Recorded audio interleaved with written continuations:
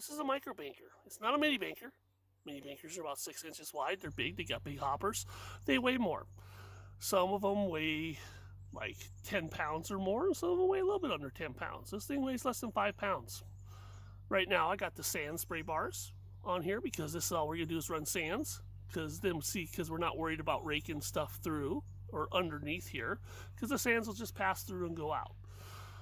So we got these, and we got a little 500 pump on a variable speed control. But we are looking at, just kind of looking at the flow. And we're going to do the one, we're going to do a little flow test here. And then we'll run some material. We'll talk about it and what you can expect when you get one of these guys. And we're going to be selling the hose and the pump here really quick. So next week. Now again, I want to say this is a micro banker. Feed it by hand, feed it by a little shovel, sands, get a run out, do its thing. Now, one of the things that we had to look at in making a micro banker is the hopper. We didn't want a big hopper that hinged and moved and adjusted. Yes, all those things are good for a mini banker, but for a micro banker that slips into your backpack, that nests together, that's super light, we didn't want that. So, we had a lot of talk about the use of this hopper. And we want the material, if it's sand, to drop in here, wash, go out, flick off here a couple pieces of grass or rocks, pull them off, no problem. Good to go. Now, when we run the spray bar on here, open spray bar, we run gravels, not this one. We basically expect to get a handful of gravel or a scoopful of gravel, put it on there, wash it all clean, rake the gravels off, go to the next scoop. So we got the little wing nut that holds down the little laser cut screen or grizzly style with the miner's moss on a landing pad, and then it open to receive everything that comes out the front. So we're going to go ahead and turn this thing on, and we're going to run some material. Right now, for adjustment, 2 tight zip ties will be more than sufficient to give you your adjustment and overcome the force of being moved. And of course, we can move these guys back and forth to adjust into the hopper. I could almost, and when I ran it without the zip ties, can make the adjustment kind of stick with just twisting the hose and just having pressure on the hose from the pump. But we're going to put the zip ties on there because we're showing people how we kind of plan for that. All right, let's go ahead and turn it on. Holy smokes, guys, look at all that water. That's only 500 GPM. So we'll turn that down with the variable speed controller. So what I was kind of showing you guys is this 500 pump is more than enough to get us there. Person can also, if they want to do a variable speed, right here, to put a little garden hose attachment on their deal with those little valves like the garden hose things and plumb it down there, because these bilge pumps, we know if there's back pressure it doesn't hurt them because they have an open impeller that's open to the air so they don't build up pressure, so they kind of just siphon off. So anyways, here we are. We're running about a quarter speed, so we got good flow onto here. I'm going to try and turn it up. Of course, I'm going to try and get the most flow out of it. So I want to move my water and get good flow.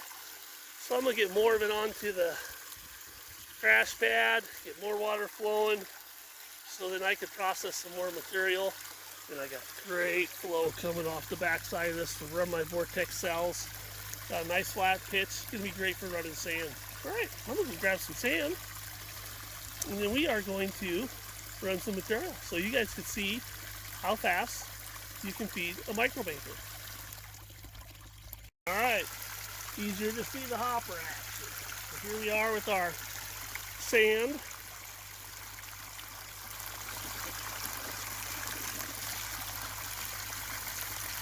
And you're able to see it break it down. There's it all sliding off the back. That was the hope, and that's the design. That's what the whole purpose is to keep the material in the system and not drop it off the back side. Now, of course, when we do the gravel, we're gonna see the difference, how it acts with the different spray bar. This is kind of what we call almost like a little boil box up here on top of in this itty bitty little micro hopper. It's not very big, and it's kind of destructing all that and kind of breaking that sand down and getting it out so that it's all fluid by the time it comes to this opening. And that's the hope, is that we are able to get all that material broke down and we don't have material coming off the back of this thing. Unwashed material. That's the hope.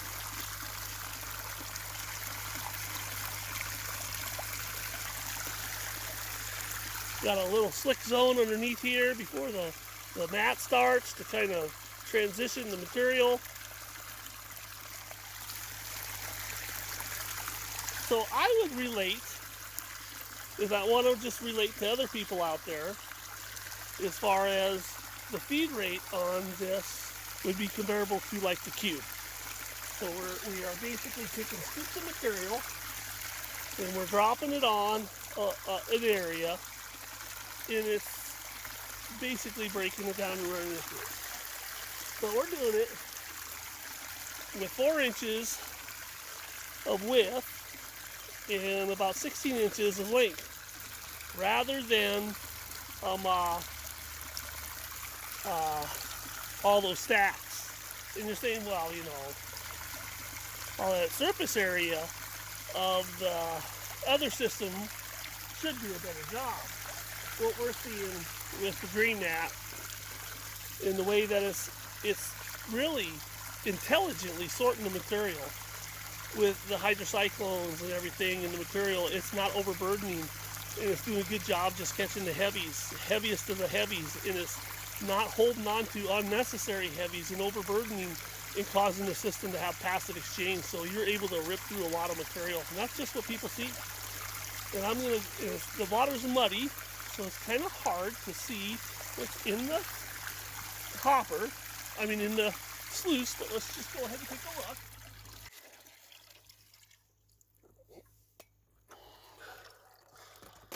We'll get a sluice view now, and we'll check out basically what's going on in the sluice.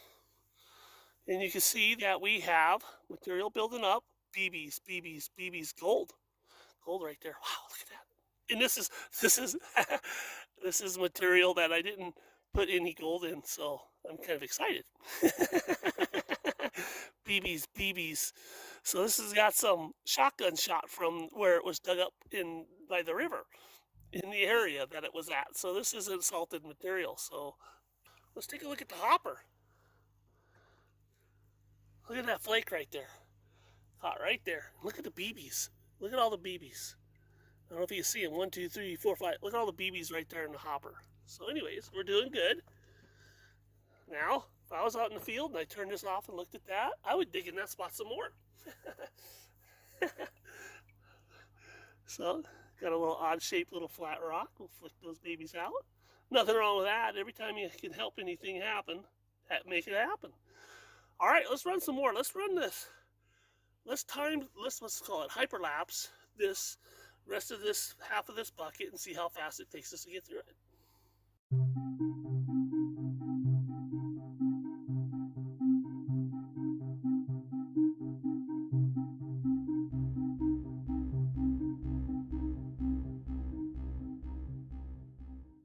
All right, there we're done with our super hyperlapse.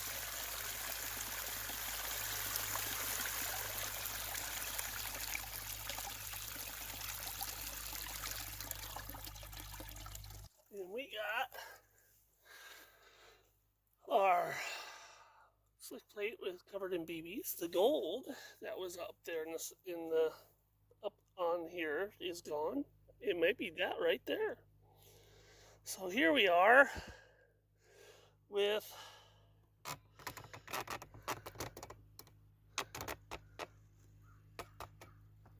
some gold. We got some gold here, we got some gold there, got BBs in here. And their thing that Dream Mat does well, doesn't migrate if you do this. Stop and start. Stop and start. That little piece of gold is just going to stay there. There was some claiming on the internet the other night that Dream Mat migrates when it stops and starts. Well, you know, we're trying to figure out what he's smoking. Alright, anyways, that's actually one of the advantages Dream Mat has over the air systems. The air systems, the minute actually you stop feeding material into them while they're running, they start cleaning themselves out. That's why the term monitor actually originated from with Hungarian riffles, miners, moss, and expanded metal, is they always had to make sure they had a monitor, making sure there's materials going through the systems, because the minute the systems were empty, they'd empty themselves out. And also, there's some other mats that are made of rubber that do the same thing. So the minute you stop feeding, you shut down, because then you're losing gold. Don't have to worry about that with Dream Mat. You can sit there and drink a beer and talk to your buddy while it's in the creek. And also, stop and start surges cause problems in a lot of their systems, because we capture our gold, push it around the corner back upstream in the Sheltered Cove, where every surge is just packing that material back upstream in that Sheltered Cove. We're not worried about that. Anyways, that's all for free, besides the micro banker. So that's just bonus material that you guys are getting there. Alright, so I got this material, and now because I thought it didn't have gold in it a lot, like that, I'm all excited and I want to pan it out and see what's in it. So I'm going to do that.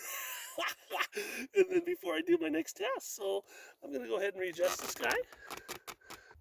Okay, here, let's go. Let's do a cleanup. Alright, so let's go ahead and break down the spray bar.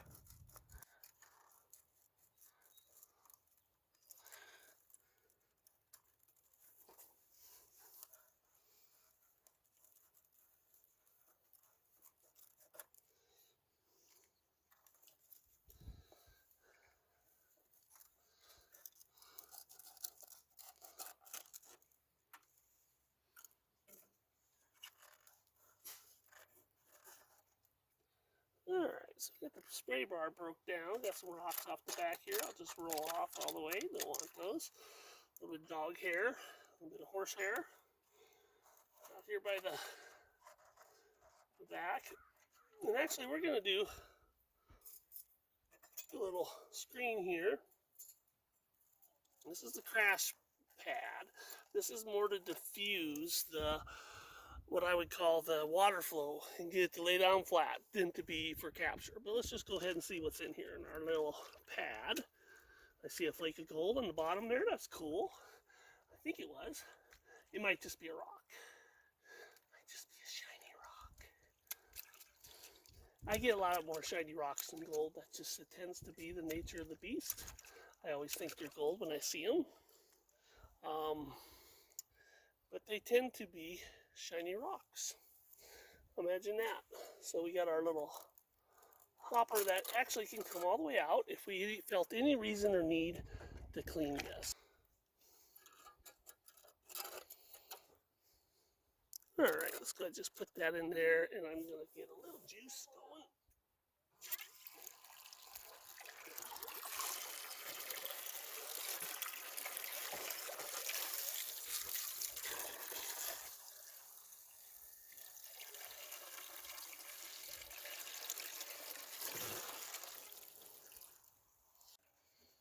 I'm over here shaking this thing, and you guys don't even see what's going on. Sorry about that.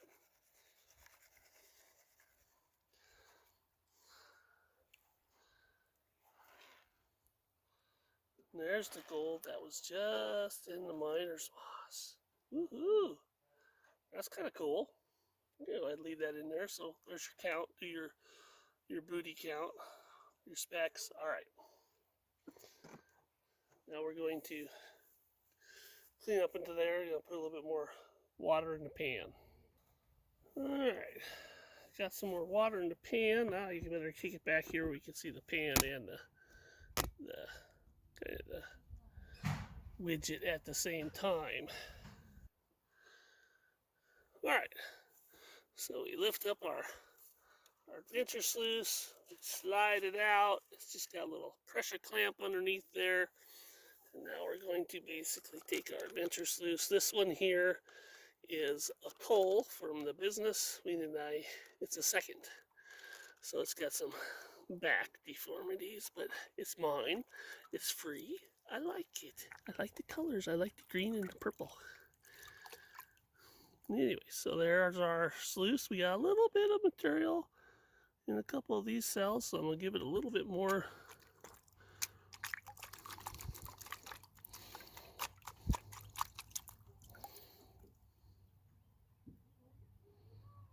There they are. They're clean. Cool. Like I said, this is a one that I goofed up on, and that's why I kept it. Works just great for me. The main plate or the hookup of the sluice itself. So we're gonna go ahead and do a couple swishes. Can't swish, my hand wasn't doing a good enough job. There we go.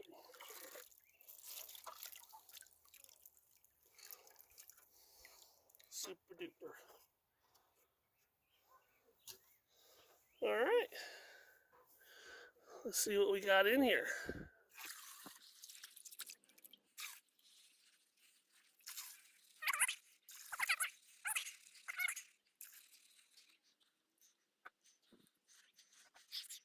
Look at all those BBs. Where did this material come from that has all these BBs? All this shotgun shot.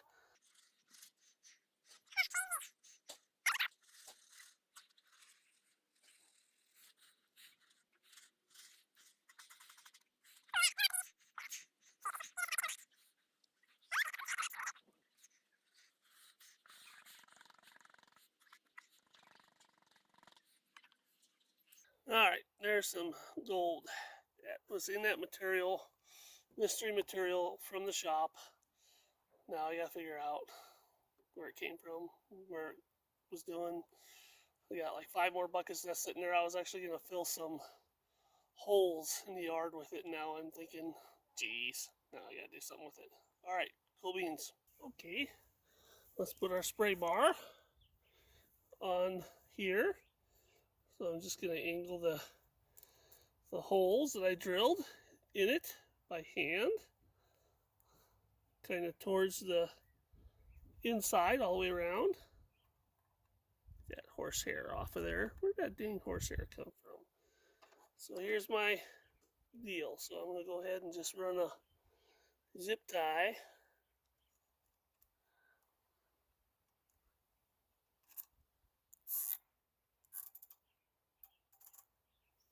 There. There's another one here.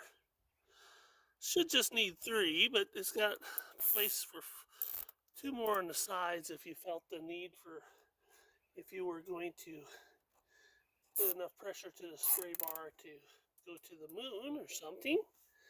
And if you get them just tight enough, not too tight, you'll be able to adjust your. My knife is really dull. It opens up cardboard boxes all day at work, so sorry about that. For that pitifully poor performance of sharpness of knife. Alright, I got my spray bar on, and I just took a screwdriver and put it up in the holes and held the end and twisted it to adjust my pitch, so that when I turn it on, I get my little spray bar spraying down in there. The zip ties are just tight enough where it holds it, and then when you spin it, it doesn't move much. They're not super tight. Zip ties are land in between the holes if you can slide it one way or another, or you can cover a hole, but we don't want to do that. So anyways, we got this little thing going on here.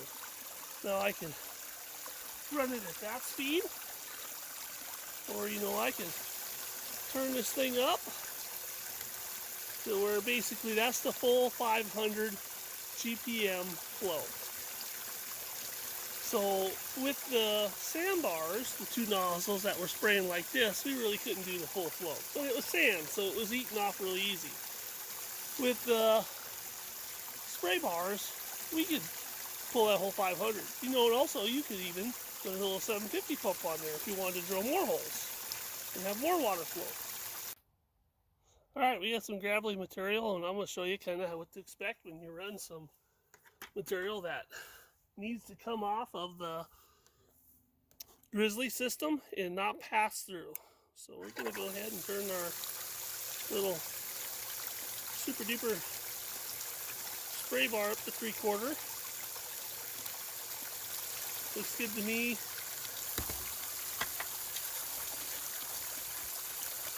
Okay.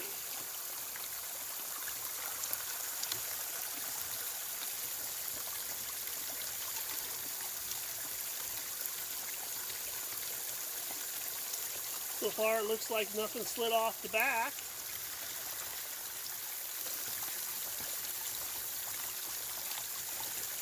I got some rocks here. Am I really too worried about them? Yeah, you know, just gonna move them towards the back. Gonna act like a dam for my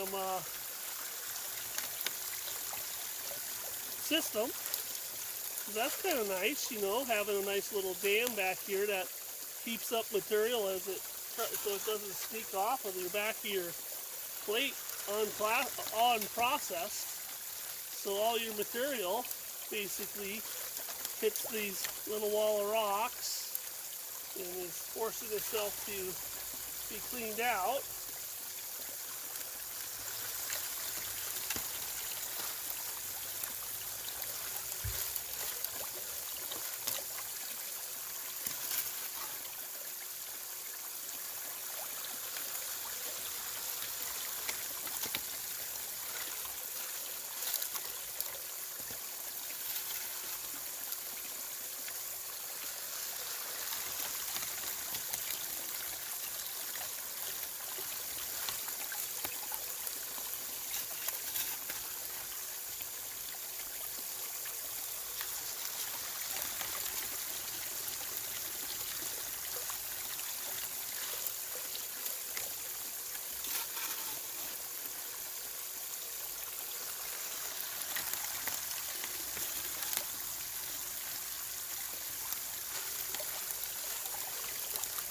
Looks like the rocks are getting pretty clean. Can you guys see that? You know, I'm gonna move the camera just a little bit better.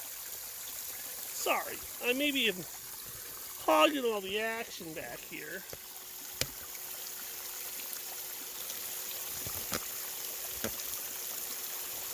Come on, my little camera stand. It's either got mojo or it doesn't. It can't decide whether it wants to be strong 1 second or weak.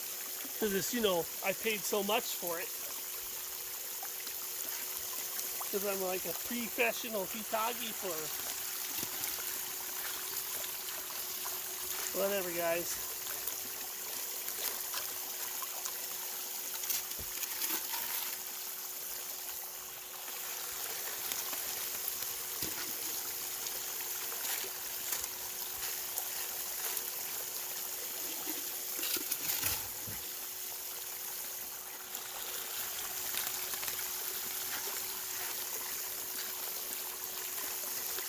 Rocks are getting pretty clean down here towards the end.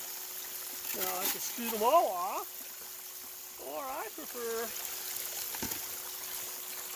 as a prospector, to kind of let them dam up to stop if I get any overexcited scoop bowl on there, because I get just too rambunctious, that's a pretty technical term, in my feeding, and I don't want my pay to slide off. And hopefully, we all hope every time we take a scoop and we're out in the field, it's all good pay. And but we know that ain't always the case.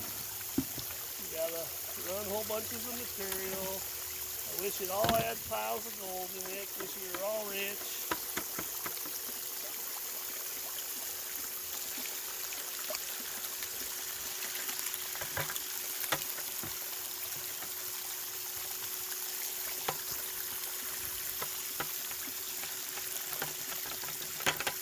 Black sand in the bottom of that bucket, that's good. There's a little speck of gold, so we want to get it all.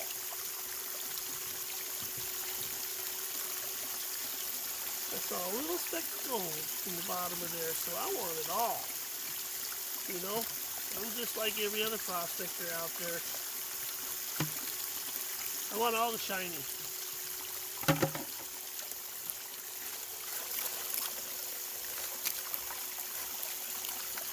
Okay.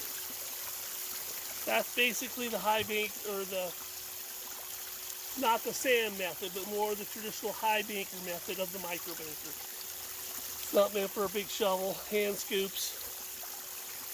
Gets you there. Does a good job cleaning it off. All right, now let's go see what we got in our sluice box for glitter. And as I suspected, that this was that one bag of material that had some boomer stuff in it. I mean, lots of fine gold and some stuff. So here we got some gold, even some nice gold up in the top of fine gold gathered in the what we call the combo pattern of the Adventure Sluice. And then we go down, and our hope is we see less gold down here than up here. And we actually got some speckles of gold in the top miner's moss. In our diffuser pad is what I want to call it. So it allows for splashes not to happen. So there's some. We all know how good the recovery is in this Adventure Sluice. Now we've just put the Adventure Sluice in a little micro banker. Is it a full giant production high banker? Well, of course it can't be. It's a Adventure Sluice. It's a micro banker. But it works pretty dang good. I mean, it for the price point, for how light it is for packing, for its recovery rate, it works really, really good. So, and now I am going to do some bonus material. I am going to do a little run down at the creek behind my place where there's no gold, with it actually a setup, because I'm just going to tail out the material to show you guys how you can get extra recovery out of your micro banker. Cool beans.